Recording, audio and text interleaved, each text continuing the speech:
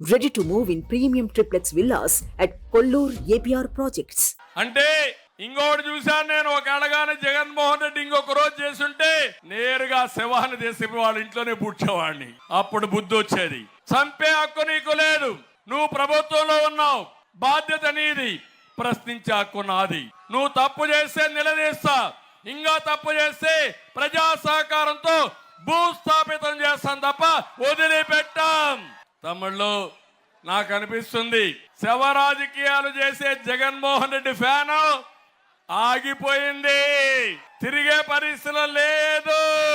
Fan ని ముక్కలు చేయడానికి మీరు సిద్ధంగా ఉన్నారు కాబట్టి లాభం లేదు. కాబట్టి గొడ్డలు తెచ్చుకో జగన్మోహన్ రెడ్డి, నీ సింబల్ గొడ్డలు పెట్టుకో. గొడ్డలు చూసి బెదిరిస్తున్నావు, గొడ్డలతో రాజకీయం చేస్తున్నావు, రాష్ట్రాన్ని సర్వనాశనం చేశావు. అందుకే సవాలు విసురుతున్నా, నీకు చేతనైతే ఆ గొడ్డలు పెట్టుకోగాని ఈ రాష్ట్రాన్ని శ్మశానం చేయొద్దు, వల్లకాడు చేయొద్దని మరొక్కసారి ఈ ముఖ్యమంత్రికి హెచ్చరిస్తున్నా.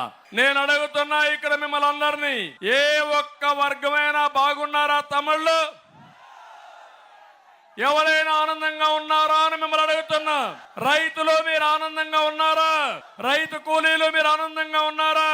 ఆడబిడ్డలు ధరలు పెరిగి మీరు ఆనందంగా ఉన్నారా? ఎస్సీలు మీరు ఆనందంగా ఉన్నారా? బీసీలు మీరు ఆనందంగా ఉన్నారా? ఎవ్వరూ ఆనందంగా లేరు. ఒక్క ఎగ్జాంపుల్ చెప్తున్నా, అన్ని చెప్పలేం కాబట్టి కొన్ని చెప్తున్నా. కొవ్వూరు ఇది రిజర్వ్డ్ కాన్స్టిట్యున్సీ, ఎస్సీ కాన్స్టిట్యున్సీ.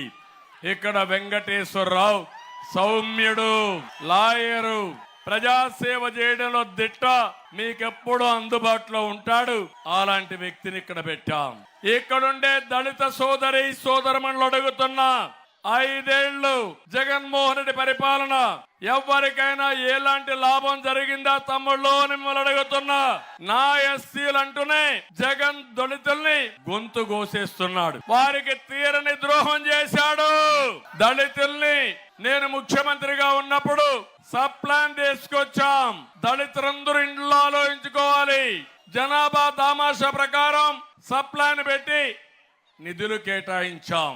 27 సంక్షేమ పథకాలకు శ్రీకారం చుట్టాం. మొత్తం 28,000 కోట్ల రూపాయలు డబ్బులు 5 ఏళ్లలో కేటాయించి వాళ్ళ అభివృద్ధి కోసం ఖర్చు పెట్టాం.